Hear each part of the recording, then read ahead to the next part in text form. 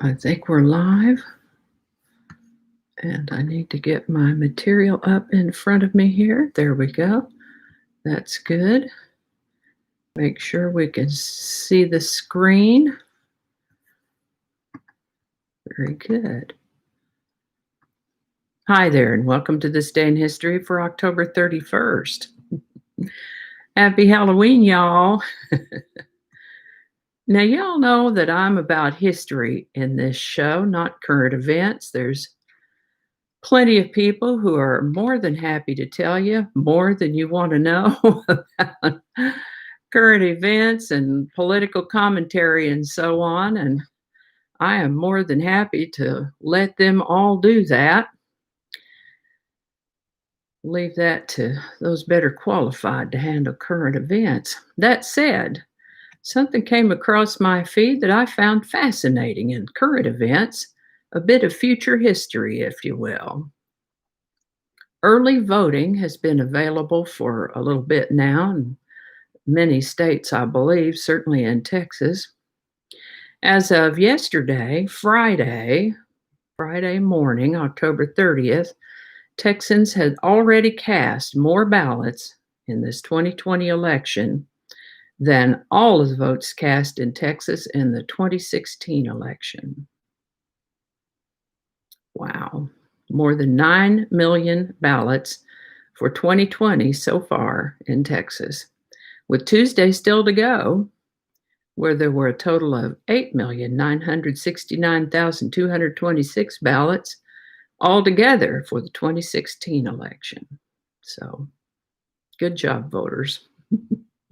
Going to be an interesting little bit ahead. That out of the way, I'm going to tell you that October 31st is the 304th day of the year in the Gregorian calendar, 305th in leap years, with 61 days remaining to the end of the year.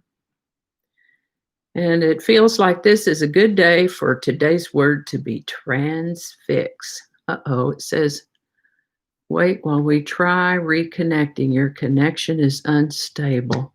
Sometimes I guess we lose the connection. I don't know where it dropped off, but anyway, I think we're back on now. So today's word is transfix. Transfix is a verb that means to render motionless, as with terror, amazement, or awe. It can also mean to pierce or impale with a pointed weapon or object, as for example, when one pins an insect to a display board for an insect collection or a science project. I would like to take a moment to mention that links to my research are in the show notes, and you can go ahead and click that like button. Consider subscribing if you haven't already. Feel free to share this video with others. And there's also a link to my This Day in History playlist in the show notes, and I'll get one in the corner up there for you also. And with that, we're going to start on October 31st in the year 1517, when it's said that Martin Luther posted his 95 Theses, nailed them onto the door of the castle church in Wittenberg. Now, there's some debate as to whether it really went down exactly that way or not, but he certainly did set off the Protestant Reformation, and it does make for an interesting story. This is the birthday of Dutch artist Jan Vermeer, born October 20th, 1632. He specialized in domestic interior scenes of Dutch middle-class life, did amazing work, accurate draftsmanship, wonderful use of color and light. He was not a prolific artist, though. Sadly, was pretty well forgotten shortly after he died, not to be rediscovered for almost 2 centuries. I'm glad we know about his work now, though. That painting you may have seen of the girl with the pearl earring, that's one of his paintings. Beautiful work. He only lived into his early 40s, like 42 or 43. This is the birthday of Andrew Volstead, born October 31st, 1860. He was a member of the U.S. House of Representatives from 1903 to 1923, and he sponsored the National Prohibition Act of 1919. Now, he didn't write it all by himself, but he sponsored it, so it's got his name on it. And it's also known as the Volstead Act. In fact, we mentioned that just the other day. Mr. Volstead lived to the age of 83. Nevada became the 36th state of the Union on October 31st, 1864. Nevada is the 7th most extensive, 32nd most populous, but the ninth least densely populated of the United States. Nearly 3/4 of Nevada's people live in Clark County, which is where Las Vegas is, and Carson City is the capital of Nevada.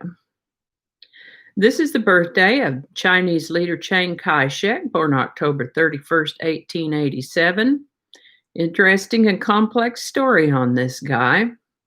He lived to the age of 87.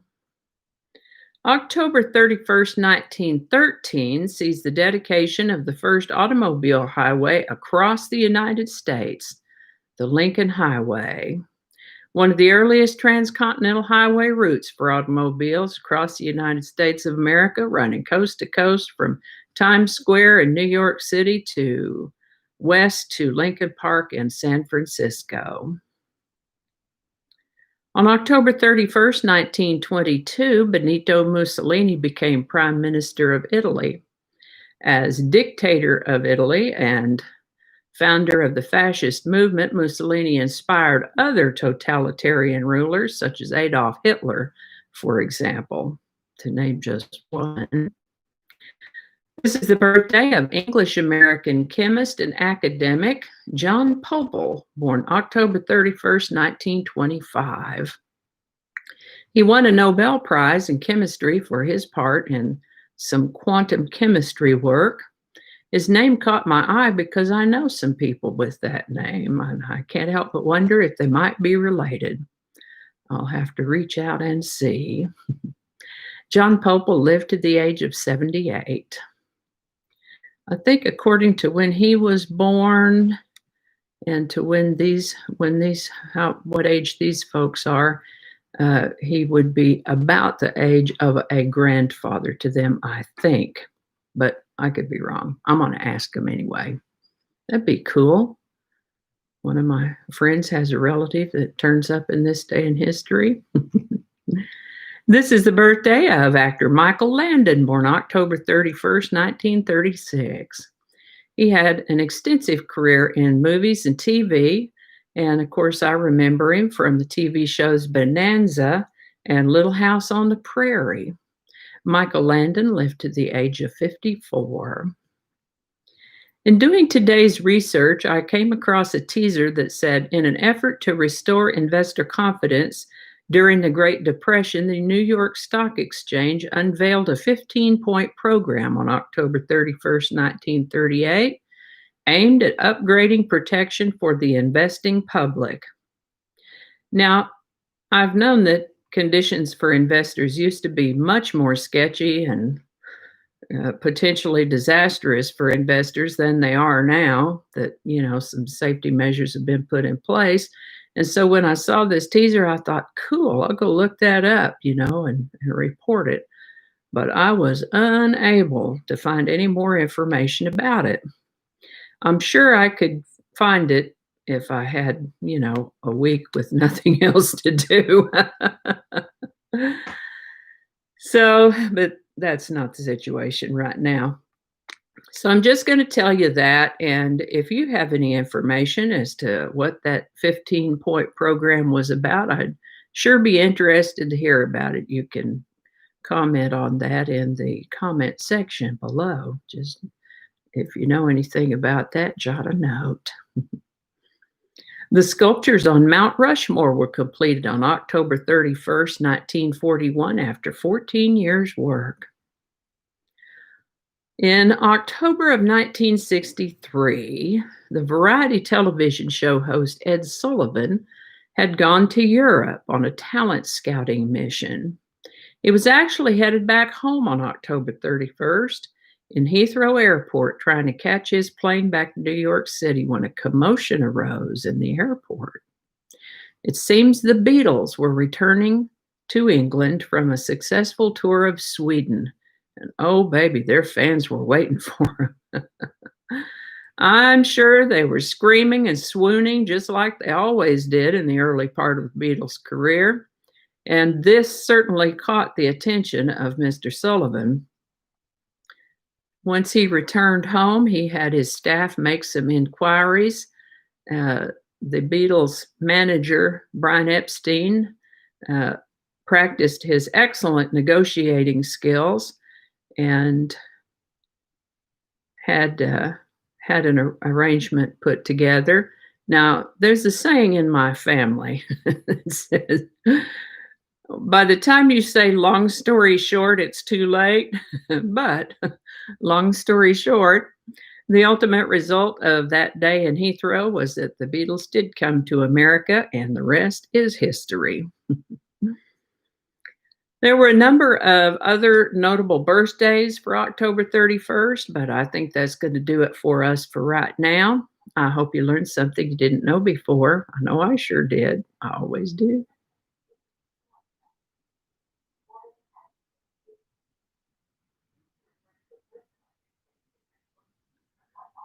Siri's in the other room talking to me. That's creepy. That is really creepy.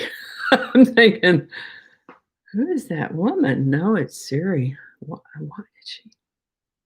Wow. She does that sometimes. Does that ever happen to you? Yeah. She was telling me something about an adjective. She must have thought I asked her about a word. Siri, go back to sleep, Siri. I'm not even sure what device she was talking on. I thought they were all in here. Probably that other computer. That's creepy. I've got haunted computers, haunted by Siri.